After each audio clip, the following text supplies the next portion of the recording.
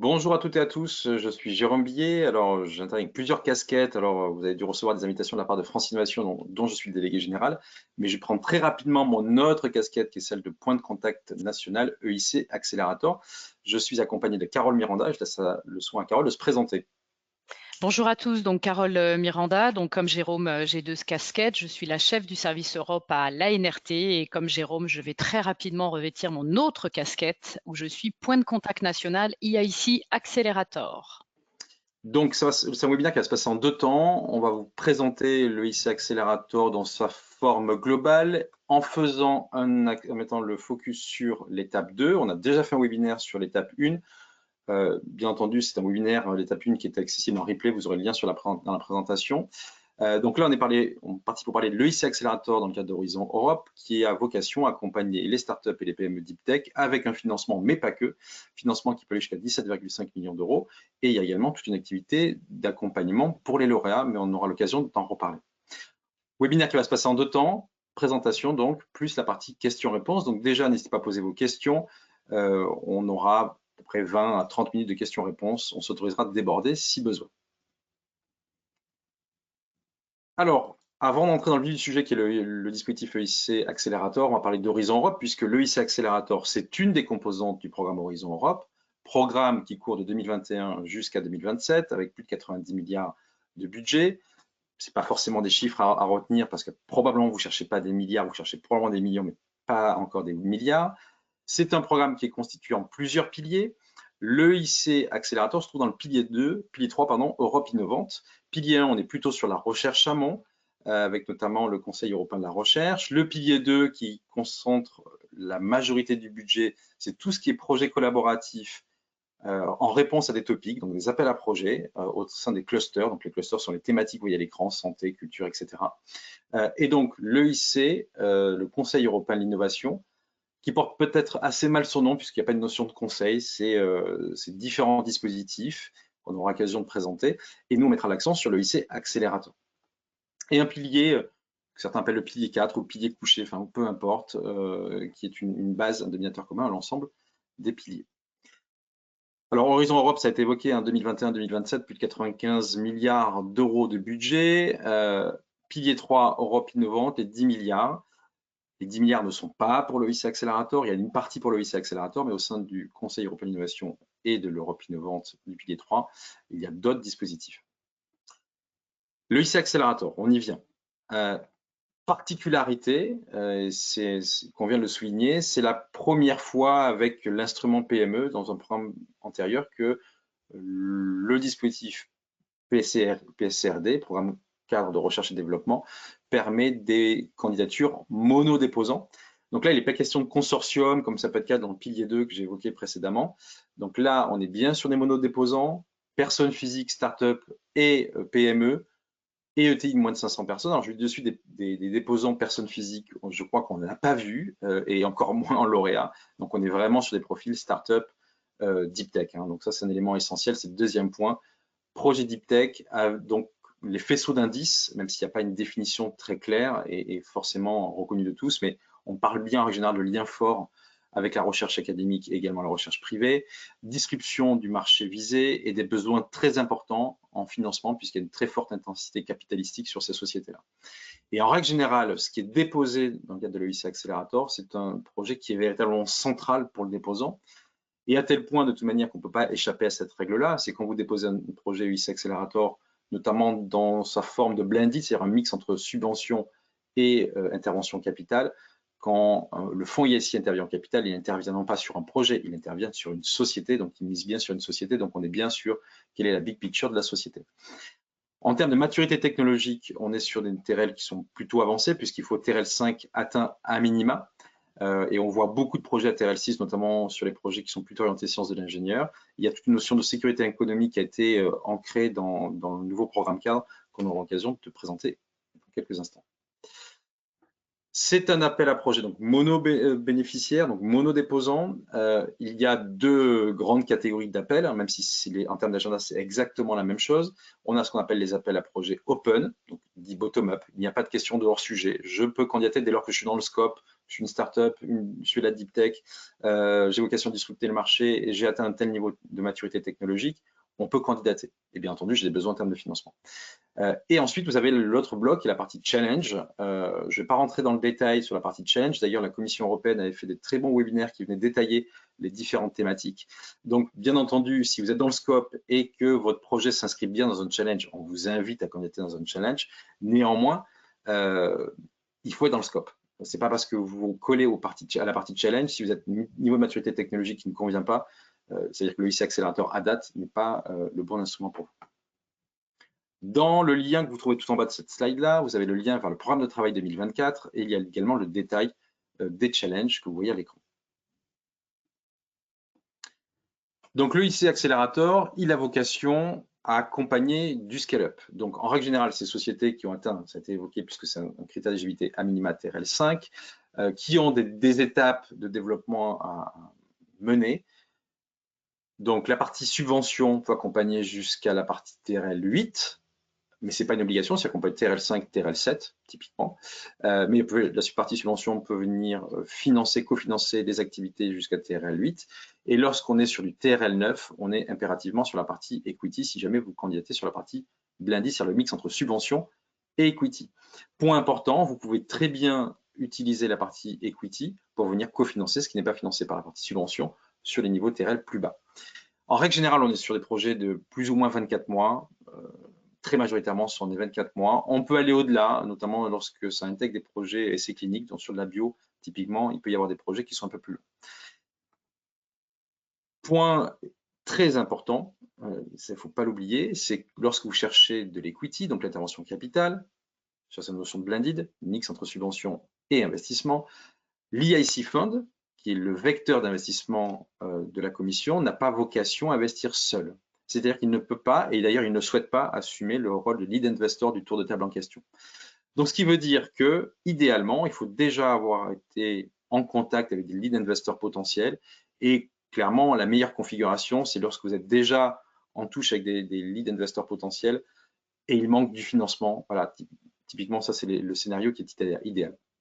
Bien entendu, le fait d'être lauréat UIC Accelerator vous rend beaucoup plus visible aussi des fonds d'investissement. Donc, cette accroît de visibilité permet dans certains cas de débloquer des situations et d'accélérer sa levée de fonds.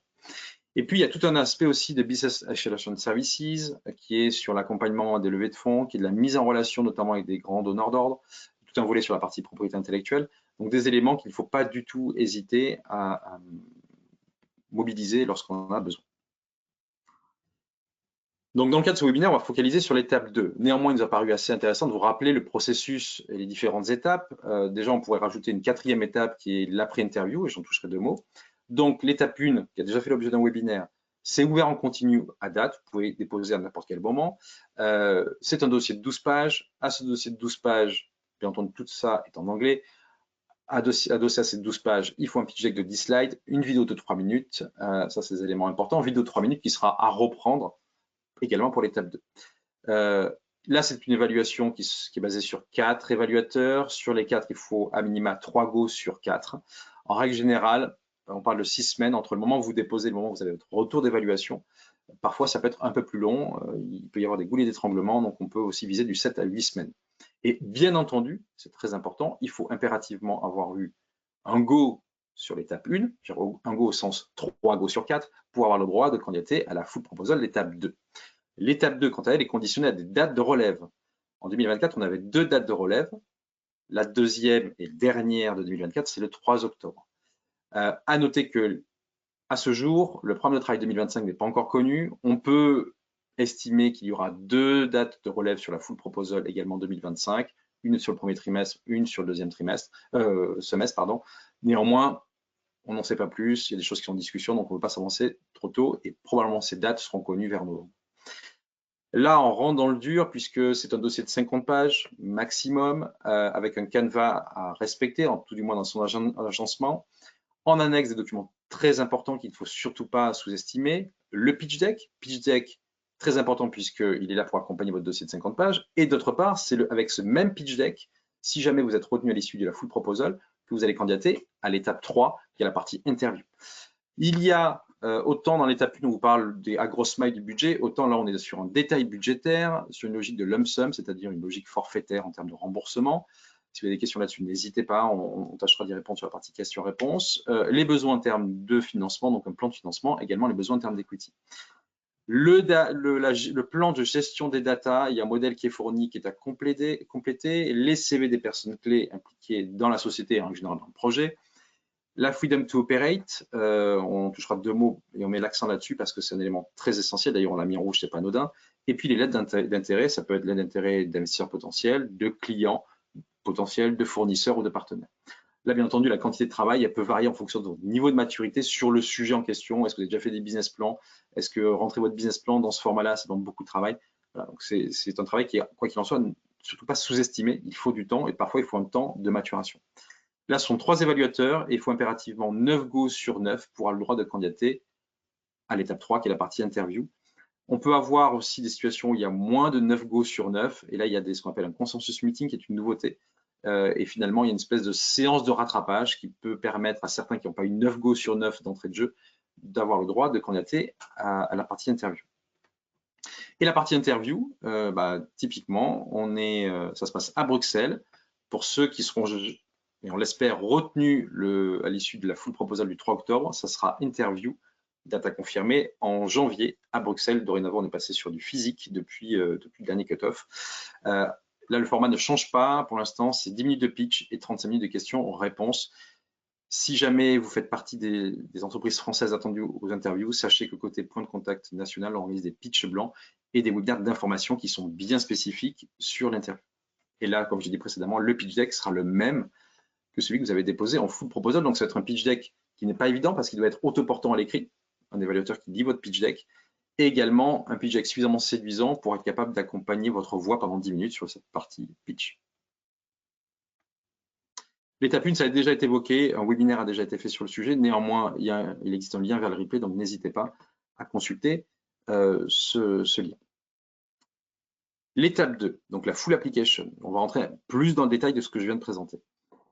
Ça a été dit, il faut déjà avoir validé l'étape 1. Sinon, vous ne pouvez pas candidater à l'étape 2. Le dossier à constituer, ça a déjà été évoqué, mais je rentre dans le détail. La part A, qui est plus administratif, et la partie B, qui sera évoquée par Carole et plus en détail, qui est vraiment ce dossier de 50 pages. Un point d'introduction qui pourrait être quasiment un point de conclusion, néanmoins, n'oubliez pas, vous êtes amené à travailler sur différents documents et il faut toujours rechercher la concurrence, pas la concurrence, mais la cohérence entre ces différents documents, aussi bien la part A, la part B, que le pitch deck ou la vidéo. Si vous annoncez des éléments chiffrés, ce qu'on vous invite toujours à faire, assurez-vous que si vous dites notre part de marché, ça va être tant, ou notre chiffre d'affaires à l'horizon de 2028, ça va être tant, assurez-vous que c'est les mêmes éléments que vous allez reproduire, quel que soit le support, part A, part B, pitch deck ou encore la vidéo.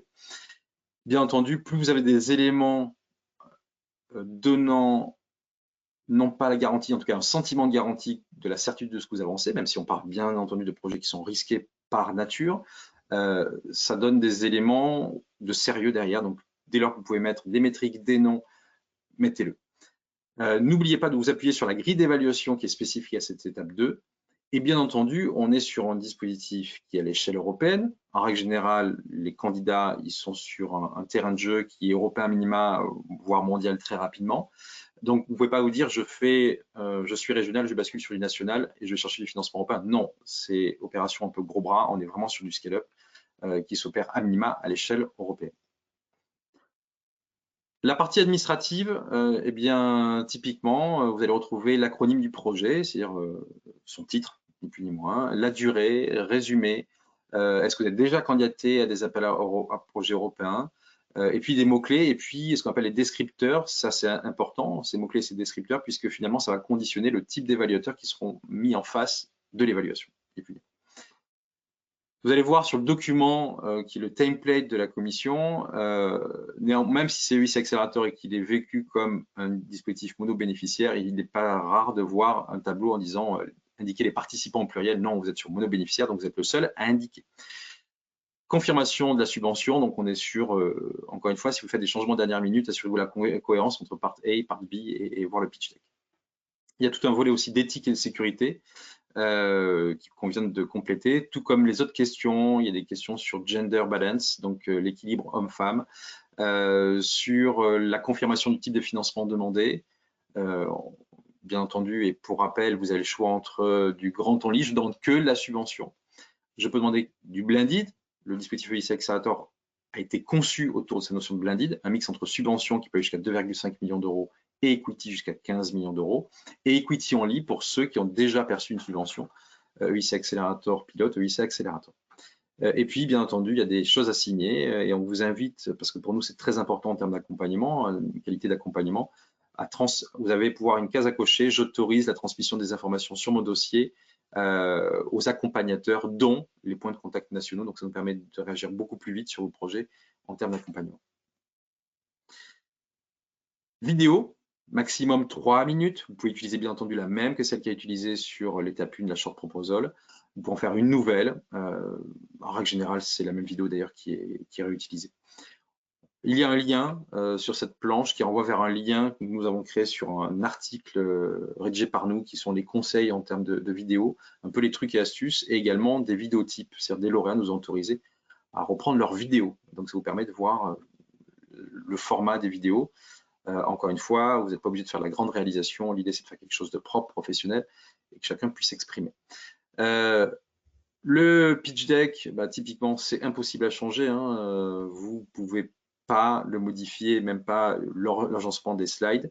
Donc, gardez les mêmes pitch decks. Dans ce support qui suit un enchaînement classique, mais qui n'est pas du tout imposé, on part du problème, la solution, le marché, la compétition, la société, l'équipe, la conclusion. En règle générale, le lien vers la vidéo est sur la première slide. Et bien entendu, il faut intégrer au sein de cette présentation quel support de l'IAIC vous demandez, il va servir à quoi et comment il vient s'intégrer dans votre ingénierie financière. Et puis, il y a également une déclaration de contrôle de propriété qui est à fournir. C'est une nouveauté.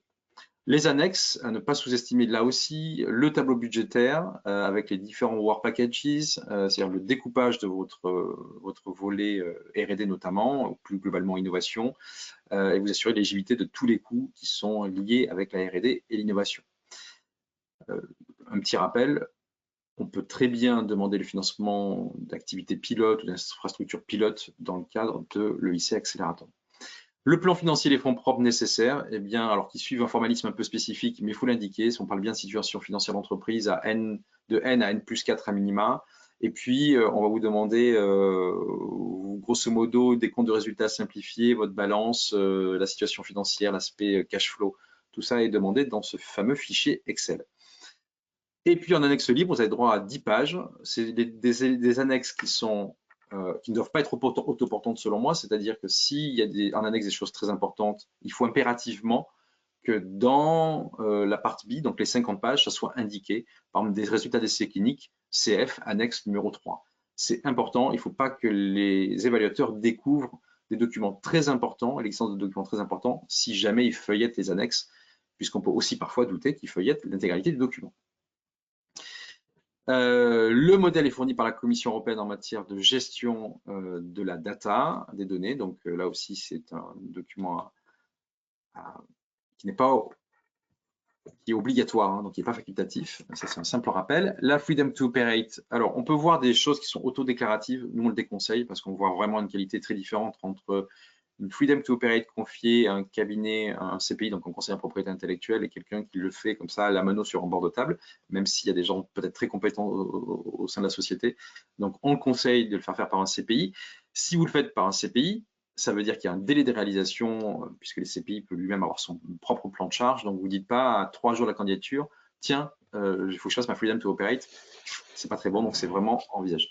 Et puis les lettres d'intention, investisseurs, clients, fournisseurs clés, partenaires R&D et co-détenteur de l'API. Il faut, bien entendu, si jamais vous avez de l'API qui est en co-licence, l'indiquer, ça soit indiqué dans la partie B, et puis également quel est le lien qui vous unisse. Et de suite, je laisse la parole à Carole, puisqu'on va rentrer dans la partie B et ce fameux modèle et ce template. Merci beaucoup, Jérôme. Donc, effectivement, je vais rentrer un petit peu dans le détail de ces 50 pages. Effectivement, comme on l'a mis sur cette slide en rouge, le storytelling me paraît quelque chose d'extrêmement important pour cette étape 2. En fait, ça veut dire quoi? Ça veut dire qu'il suffit pas de répondre aux questions posées, il faut vraiment avoir l'art et la manière de présenter votre entreprise, hein, c'est-à-dire une histoire qui va terriblement compter pour vous, pour votre équipe, mais aussi bien sûr pour l'Europe.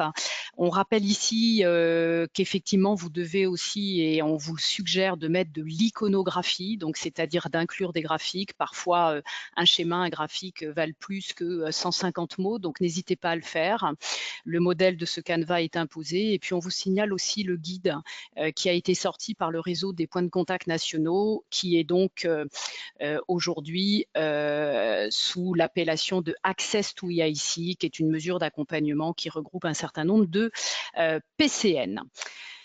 Slide suivante. Donc sur la partie 1, qui est ce qu'on appelle le cas d'usage, le business case. Ce qui va être important au-delà du storytelling, c'est de mettre bien sûr l'accent sur le business.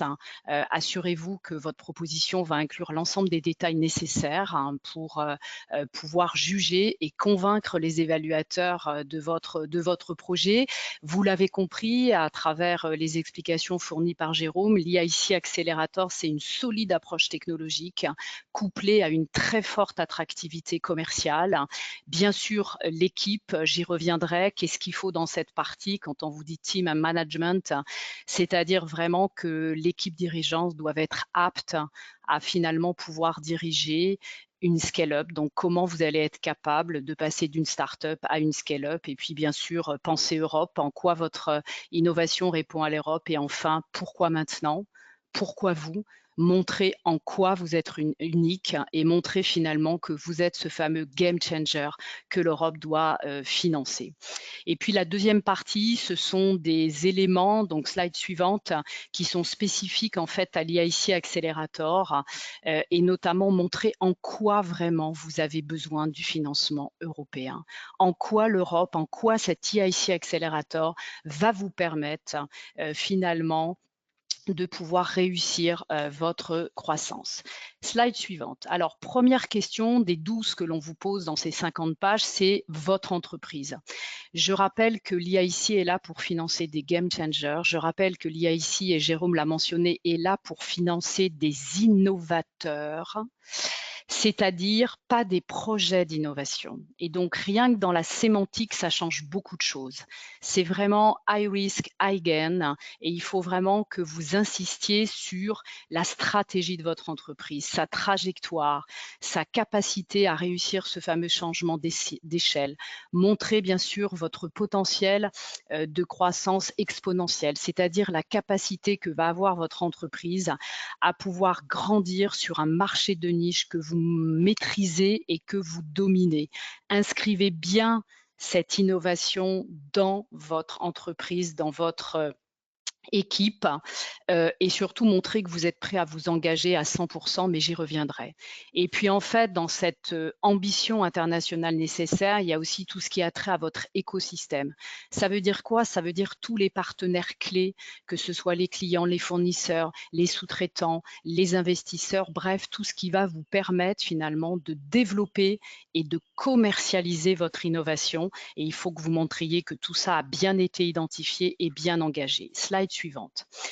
Comme tout bon projet, vous allez commencer par évoquer ce qu'on appelle le pain point, c'est-à-dire la douleur. À quelle douleur du marché vous allez répondre?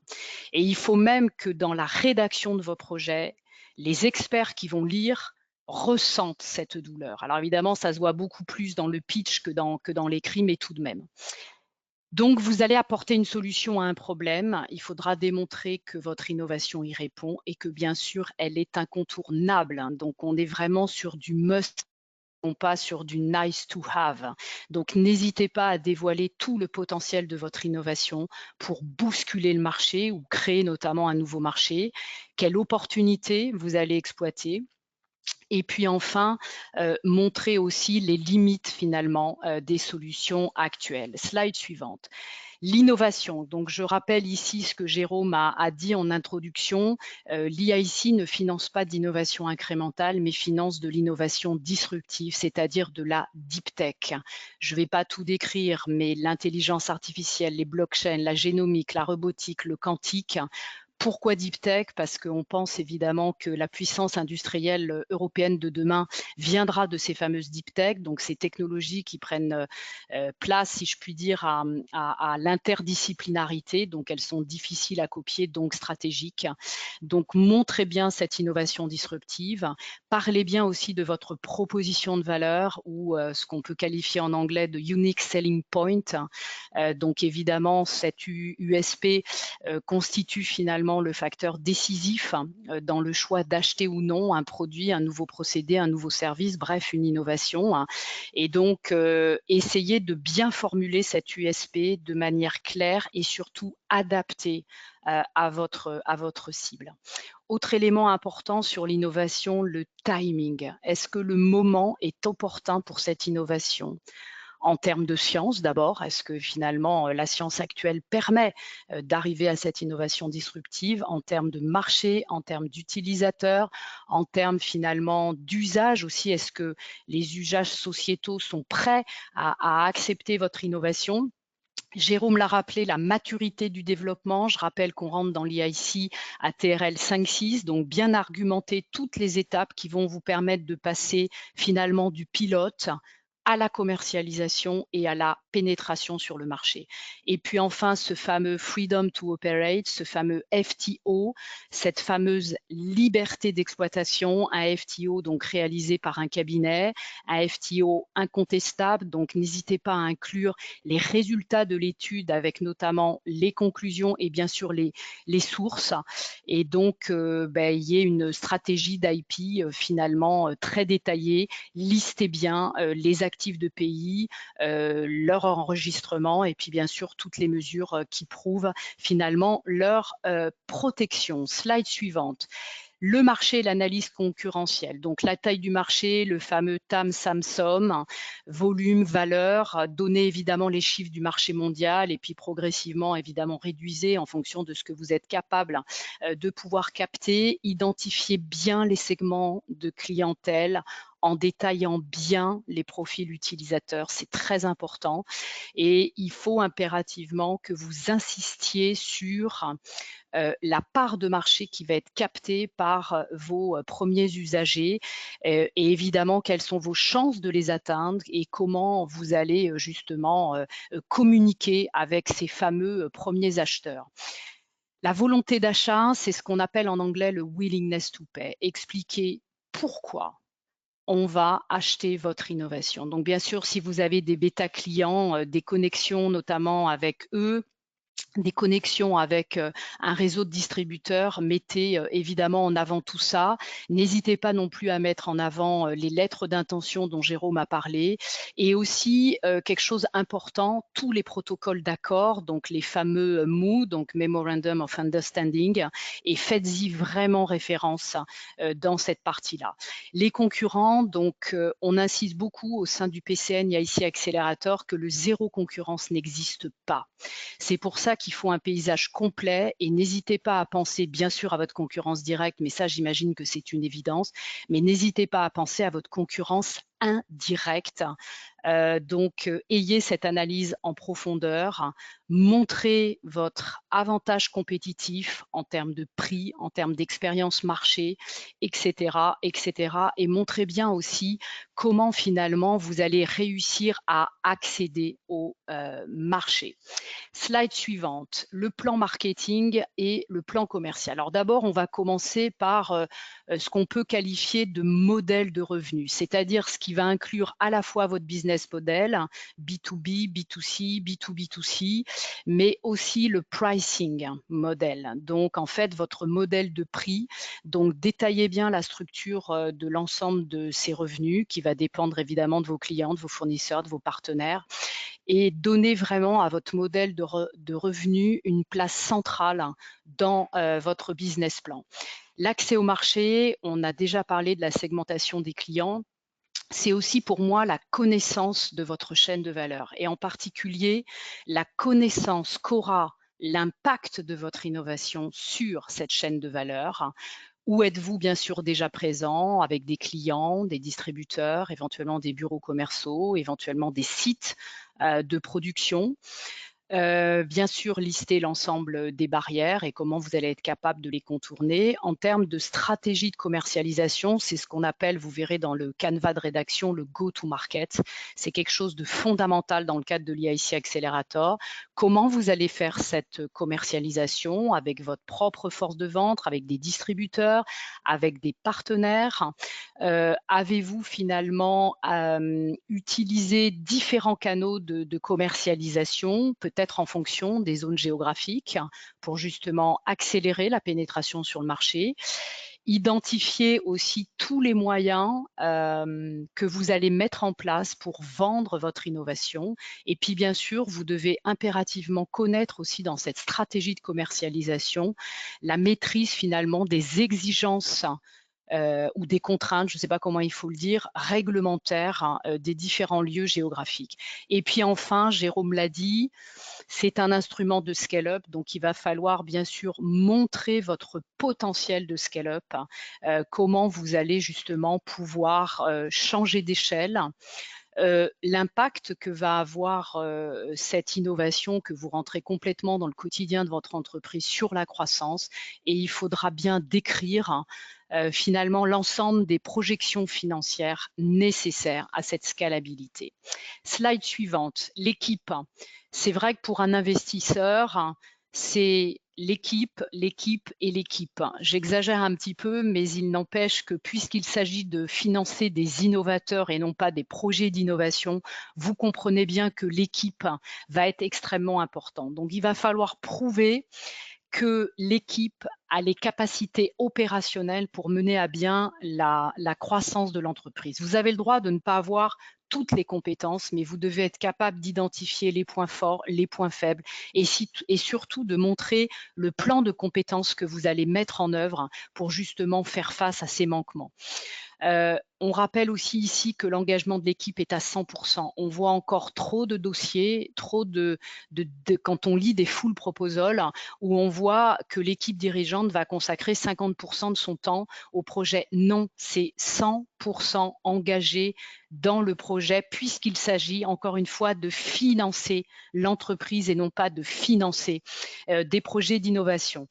Donc, il va falloir décrire évidemment l'équipe en matière réglementaire, en matière de compétences commerciales, en matière de compétences techniques, en matière de compétences justement à pouvoir réussir cette scalabilité. N'hésitez pas non plus à montrer que votre équipe est entourée d'un board. C'est très important, un board connu, reconnu, ça permet bien sûr de rassurer. Vous n'échapperez pas à ce que l'on appelle le GEP pour le Gender Equality Plan, donc désolé de cela, mais il va falloir impérativement prouver comment vous allez mettre en place le fait d'avoir des femmes dans une équipe aussi dirigeante. Donc c'est pas que des femmes salariées de l'entreprise, mais des femmes qui vont occuper une place importante dans la direction de l'entreprise. L'équipe, ça va aussi jusqu'à dire comment vous allez vous partager les bénéfices. Et ça, il faut vraiment que vous ayez ça en tête et il faut impérativement le dire. Et puis enfin, évidemment, la fameuse cap table, c'est-à-dire la photographie de votre actionnariat avec la structure financière d'aujourd'hui et de demain. Et on a vu des cap tables qui nous ont, comme on l'a mis en rouge, quelque peu interpellés. Slide suivante, les risques. On a dit que c'était du high risk, high gain. Donc, il est clair que quel va être le niveau de risque, notamment de l'investissement, et quels vont être finalement les effets de levier du financement demandé. Les projections financières doivent évidemment être crédibles.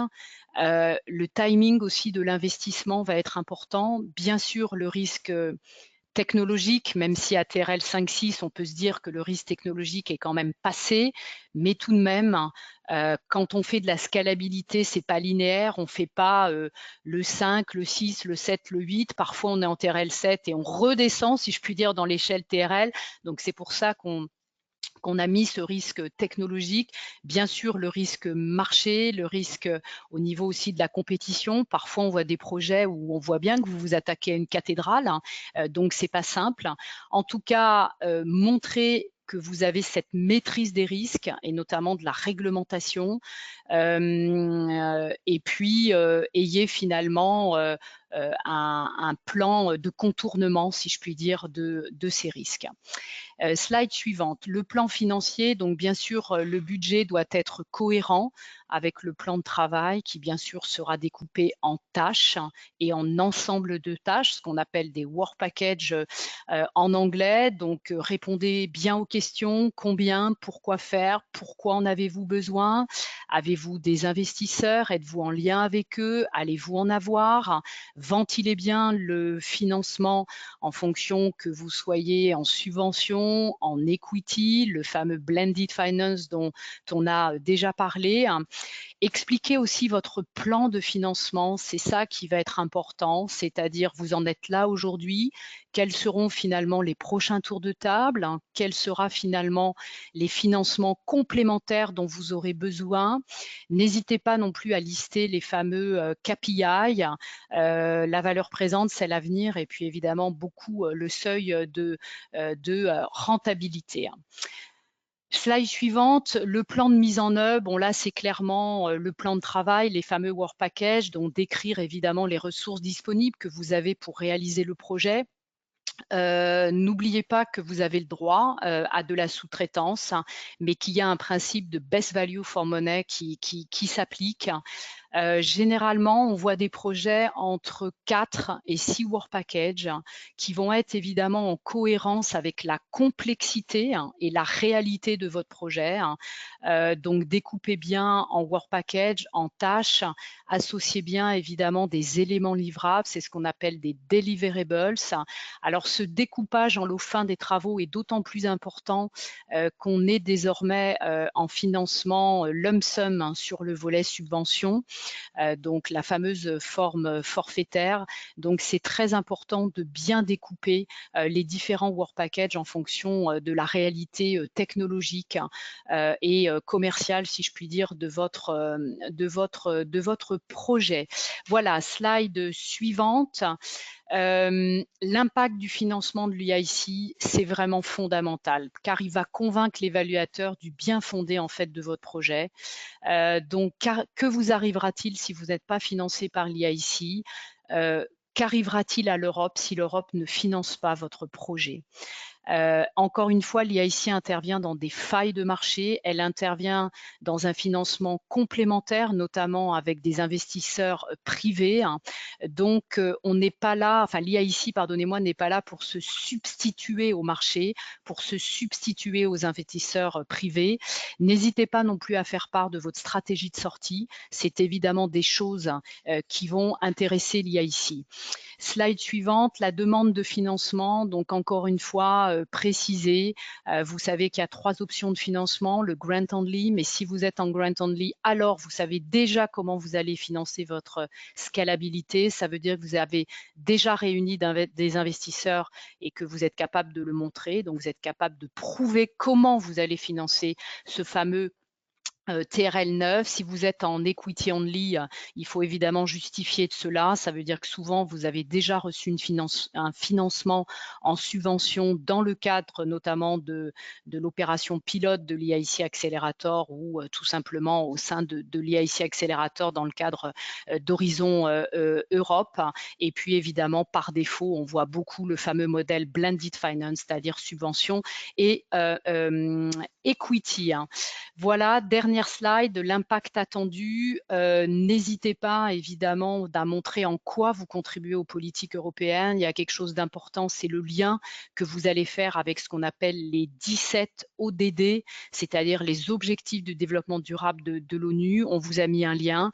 Bien sûr, si on fait tout ça, c'est pour qu'il y ait de l'emploi à venir en Europe. Donc évidemment, la création d'emplois, c'est à l'échelle européenne, c'est pas exclusivement franco-français. Et enfin, montrez bien que vous avez identifié et quantifié l'ensemble des impacts attendus sur l'environnement, sur le climat, sur l'emploi, sur l'économie. Tout ça, évidemment, dans un cadre européen. Voilà, je repasse la parole à Jérôme pour les 2-3 minutes restantes. Merci beaucoup.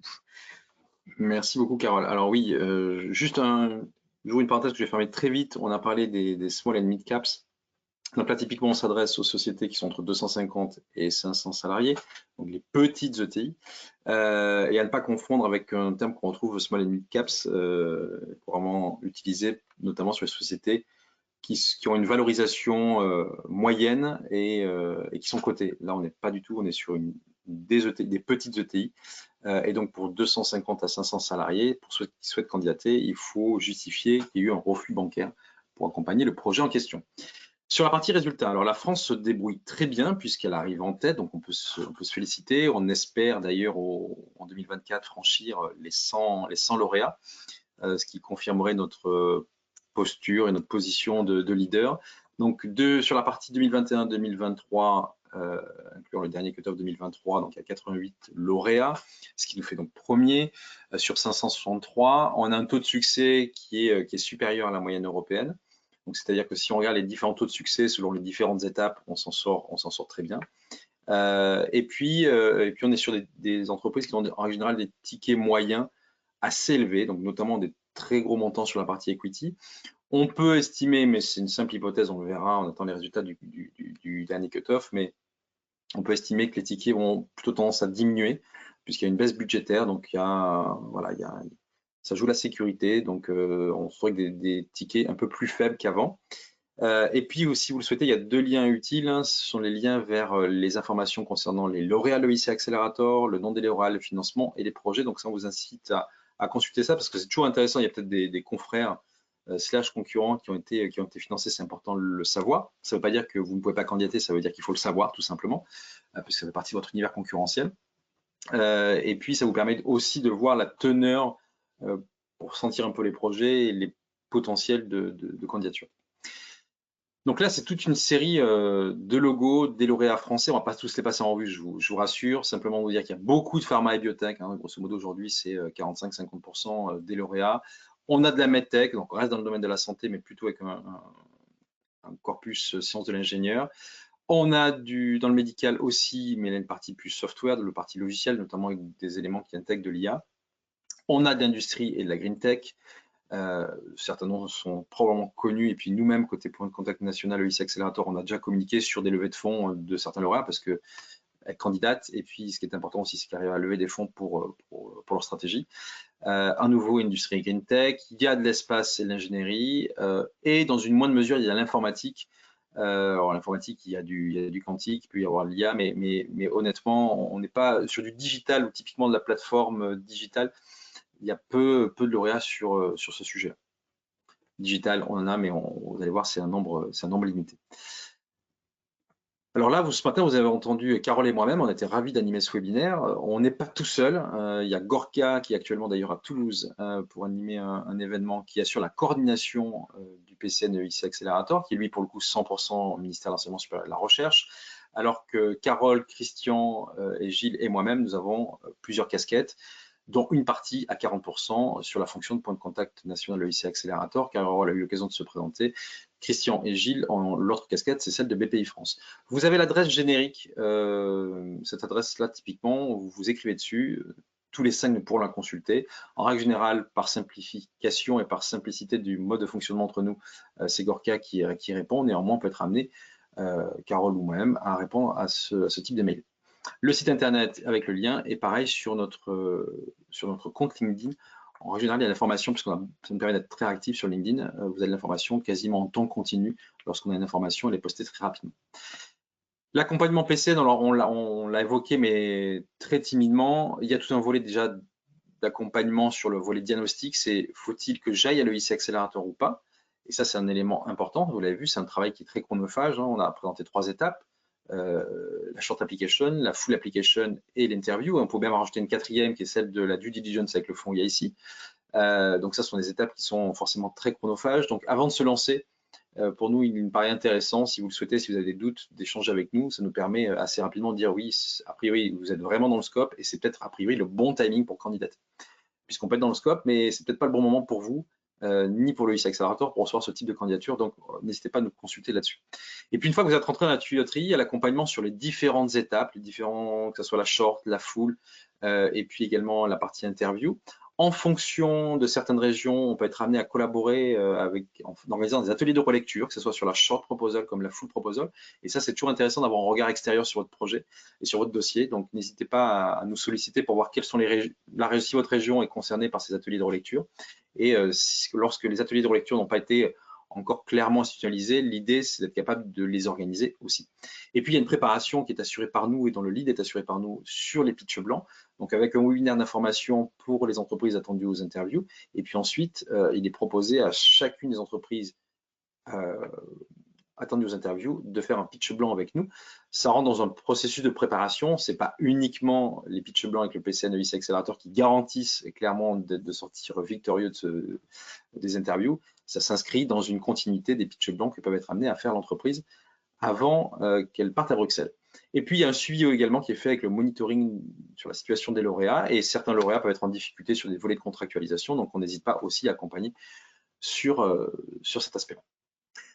La boîte à outils, les différents liens, vous les retrouverez. Ils sont accessibles puisque la présentation vous sera communiquée, ainsi que le lien vers le replay. Il existe des aides financières au montage, donc on va passer très rapidement puisque l'idée c'est aussi de laisser le temps sur une partie questions-réponses. Donc il y a une aide financière, ce qu'on appelle le Diag Europe, qui est assuré et opéré par BPI France, donc ça c'est au niveau national. Le lien est indiqué. Et puis vous avez 3 autres dispositifs qui sont pour le coup à dimension régionale.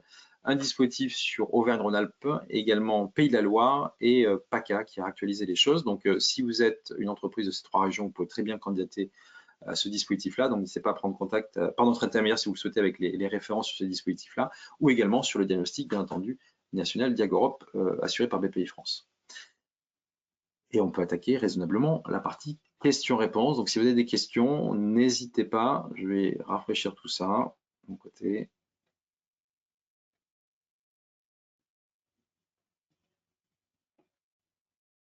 Alors, il y a une première question sur la définition de PME. Carole, est-ce que tu veux répondre à cette question? Oui, je peux. Donc, c'est moins de 250 personnes, moins de 50 de chiffre d'affaires et surtout indépendante, c'est-à-dire que son capital ou ses droits de vote ne doivent pas être détenus pour plus de 25% par une entreprise qui ne serait pas considérée comme une PME. Voilà. Merci. Alors, je précise, les questions, c'est par écrit. Vous êtes très nombreux, donc on ne pourrait pas gérer le système de main levée. Et oui, je réponds à la question. Il y a une deuxième question qui est arrivée. Oui, le webinaire sera accessible en replay, ainsi que la présentation. Tout ceci vous sera envoyé par email normalement dans la journée. Voilà. Autre question. Ah oui, un élément qu'on n'a pas évoqué, c'est le délai de contractualisation lorsqu'on a lauréat. Sur le délai de contractualisation, il y a 2 temps, notamment quand on est en blended. Jérôme a insisté sur cette fameuse 4e étape. Donc, en ce qui concerne la subvention, normalement, ça va assez vite. Vous pouvez contractualiser en 2 mois. En ce qui concerne l'equity, c'est-à-dire vous aurez à faire ce qu'on appelle une due diligence, et en fonction des dossiers, ça peut aller jusqu'à 6 mois de négociation. Voilà, donc on a des cas à 2 mois, on a des cas à 6 mois, donc voilà, c'est un petit peu au cas par cas, mais je vous donne au moins une échelle de temps. Merci Carole. Que se passe-t-il si on ne trouve pas de lead investor? C'est une excellente question. Alors d'abord, on espère que vous n'allez pas être dans ce cas de configuration, c'est-à-dire que la Commission européenne met tout en œuvre, notamment avec les fameux BAS dont Jérôme a parlé, les Business Acceleration Services. Vous allez être mis en lien avec des investisseurs potentiels. Donc, l'Europe va vous aider à trouver ce lead investor. Si vous ne trouvez pas de lead investor, alors il faut aussi savoir que dans le blended finance, il peut y avoir ce qu'on appelle un décalage dans le temps. Je m'explique. Avant, pour ceux qui connaissaient, il y avait ce qu'on appelle l'option de grant first. C'est-à-dire que d'abord, vous commenciez par la subvention et puis quand vous êtes arrivé à cette maturité financière et notamment au fait d'avoir trouvé ce lead investor, vous passiez en blended finance. Donc là, on a un blended finance qui peut aller dans deux directions. Vous avez tout de suite le lead investor, ça passe. Vous ne l'avez pas, il peut y avoir un décalage pour vous permettre justement de trouver ce lead investor. Et pour répondre à votre question, si vraiment, vraiment, vous ne trouviez pas de lead investor, alors malheureusement, ça s'arrête.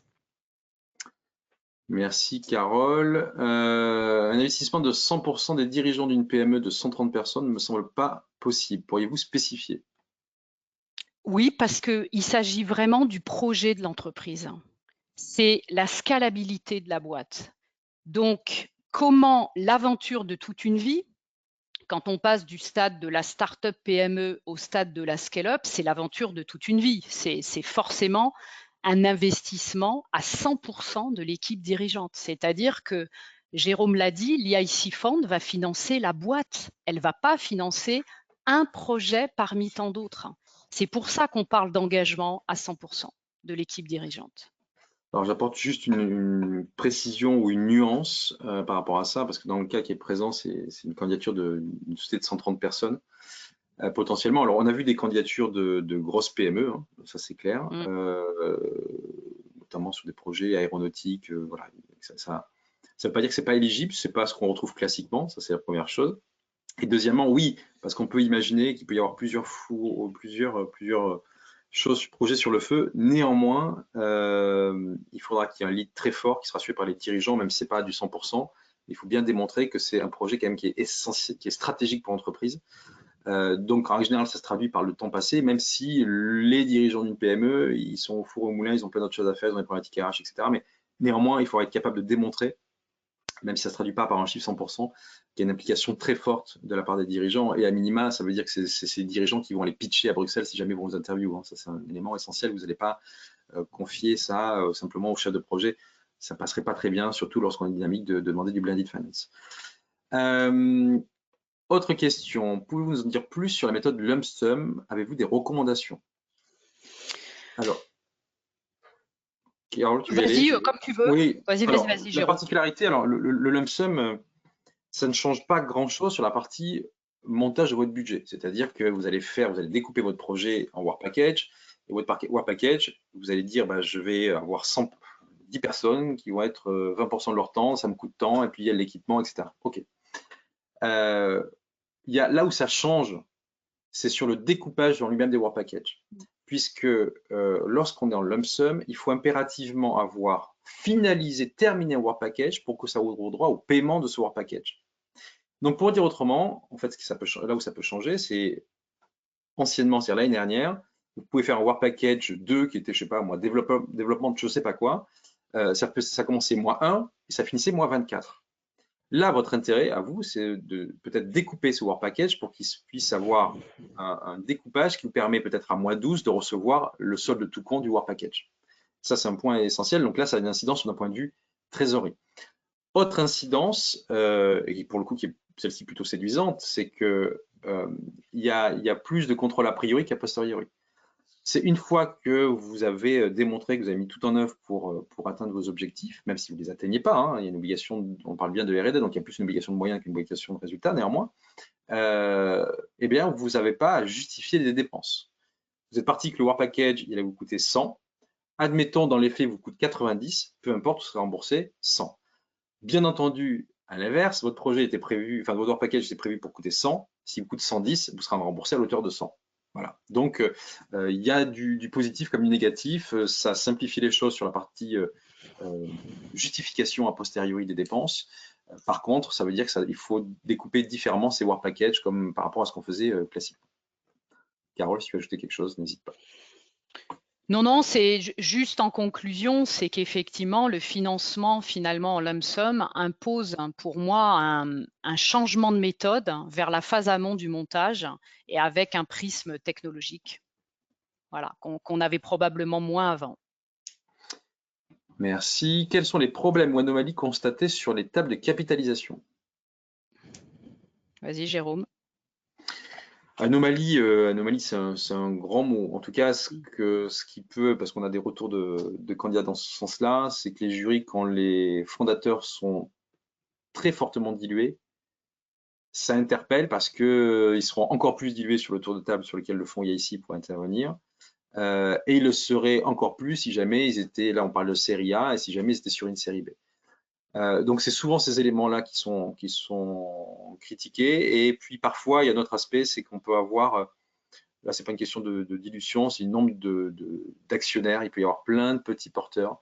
Donc là, ce qui est en général conseillé, c'est qu'il y ait une espèce de cluster de petits porteurs. Et par exemple, si vous avez plein de gens à 0,2%, ça donne le sentiment que c'est un peu le bazar. Donc c'est parfois simplement un agencement de la cap de capitalisation qui est à remettre au goût du jour. Voilà. Quel niveau de sous-traitance est acceptable? Si le scale-up suppose l'acquisition d'infrastructures de production usine, peut-on envisager 80% du montant? Les sous-traitants peuvent-ils être d'une nationalité hors Union et État associé? Alors, j'ai pas de chiffres à donner. J'ai pas de 70, de 80% ou de 90%. Par contre, ce qui est certain, c'est que l'IIC Accelerator est le seul instrument de l'ensemble du programme Horizon Europe où la sous-traitance peut constituer une tâche essentielle du projet. Ça, c'est totalement acceptable dans le cas de l'IIC Accelerator. Jérôme, tu mentionnes ce cas-là. Il y a aussi, par exemple, le cas des essais cliniques qui ne sont pas forcément réalisés par l'entreprise en question et qui sont effectivement sous-traités. Donc ça, c'est tout à fait acceptable. Sur la nationalité, hors UE, dans la mesure où c'est de la sous-traitance et qu'il n'y a pas de transfert de propriété intellectuelle, ça va être un point qui sera regardé, je ne vois pas où est le problème. Mais de toute manière, c'est à justifier, puisque la partie Voilà, c'est à sous-traitance, c'est justifier. De best toute value façon, for c'est money, qu'est-ce justifié. qui justifie que. Voilà. Ouais, Donc. voilà. Vous avez cité le taux de succès des candidats français à 12,3%. Quelles sont les chances de succès pour les candidats français ayant passé l'étape short proposal? Alors, je peux y aller. Alors, Vas-y, parce que... le taux de succès, alors grosso modo, l'étape 1, Ouais. on attend les derniers éléments. Donc, puisqu'on est passé sur l'étape 1, c'était 2 go sur 4. On est passé de 2 go sur 3, 2 go sur 4, pardon, à 3 go sur 4. Néanmoins, ça ne semble pas totalement impacter les candidatures françaises. On semble être grosso modo à du 65% de taux de succès sur l'étape 1. Attention à ces éléments-là, il faut qu'on attende des chiffres consolidés, donc méfiance. Sur l'étape 2, grosso modo, donc là, on est face à des gens qui ont déjà eu une évaluation positive à l'étape 1. C'est à peu près 15 à 17% des dossiers français qui sont retenus pour les interviews.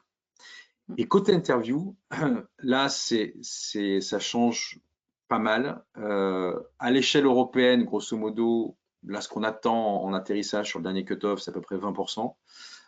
Et côté français, on espère être à 25%. Voilà. Mais entre le calcul théorique et puis le calcul et la réalité, il peut y avoir des énormes écarts sur la partie interview. On a connu des cut-offs où c'est passé comme ça.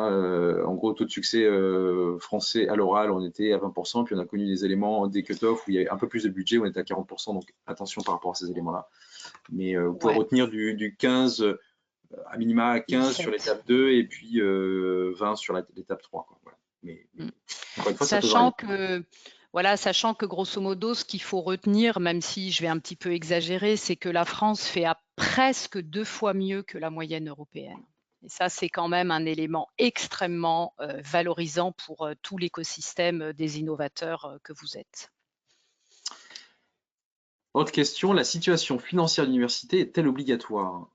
Alors, je ne suis pas certain de comprendre la question. Juste, peut-être l'occasion de rappeler, si vous souhaitez la préciser la question, allez-y avec plaisir, mais le IC Accelerator ne s'adresse qu'à des entreprises. Donc, en fait, vous pouvez très bien avoir des collaborations avec le monde académique, ça peut être de la sous-traitance ou de la collaboration, mais ils ne figureront pas dans le consortium puisqu'il n'y a pas de consortium, puisqu'on est sur des monobénéficiaires. Donc, je ne sais pas quel est l'objet de votre question, donc n'hésitez pas à la préciser, on y répondra bien entendu. Autre question, comme il ne peut pas y avoir de financement en double, est-ce que si l'on obtient une subvention pour financer l'entreprise, ça ne limite pas l'accès à d'autres subventions pour financer l'entreprise, nationale ou régionale? Alors, là-dessus, vous ne pouvez pas avoir deux financements publics pour une même assiette de dépenses. Ça, c'est le premier point.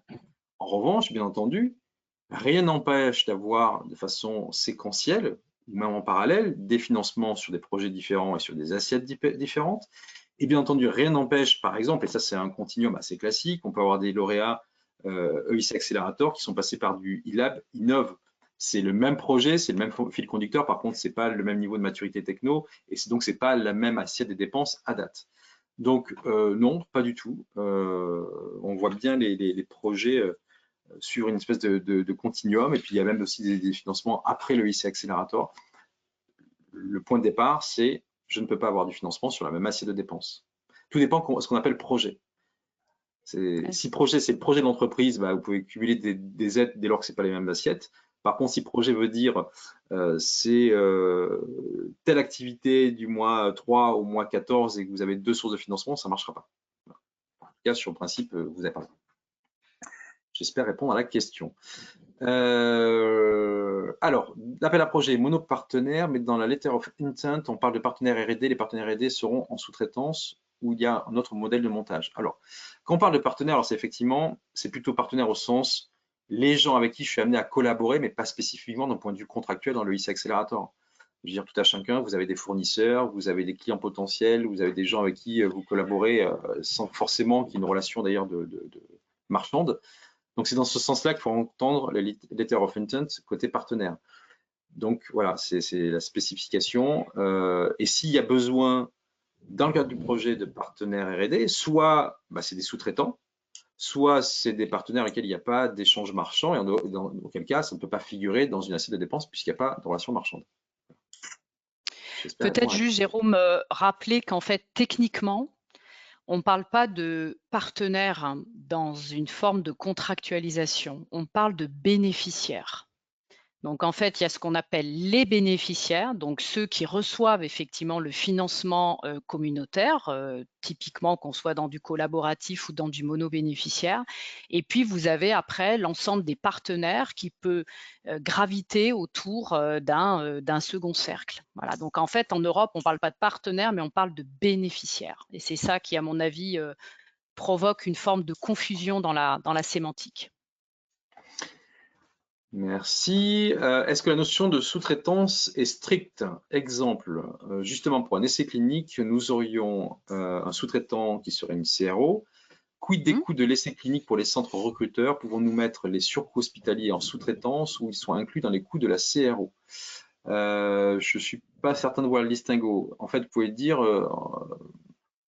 clairement le CRO, c'est une dépense éligible en sous-traitance, clairement identifiée. Après, il y a des choses, ça peut basculer sur l'achat. Hein. Donc, ouais. Je ne sais pas de quel montant on parle, je ne sais pas quelle relation, mais si c'est de l'achat, c'est de l'achat. Voilà,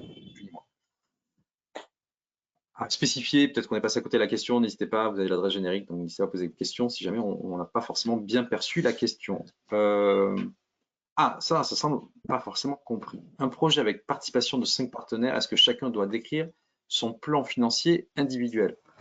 On refait une piqûre de rappel. C'est mono-bénéficiaire. Donc, vous pouvez avoir des partenaires qui font partie de votre vie de tous les jours. Néanmoins, ils ne seront pas dans un consortium puisque ce n'est pas un consortium. Ils ne seront pas dans la contractualisation avec la Commission européenne. Donc, finalement, vos partenaires, ils peuvent travailler avec vous, vous pouvez les décrire, mais on se fiche de la notion financière en fait individuelle, puisqu'il n'y a pas de contractualisation entre la Commission européenne et ces entités-là, puisque ce sera uniquement une contractualisation entre vous en tant qu'entreprise, porteur du projet, et la Commission européenne.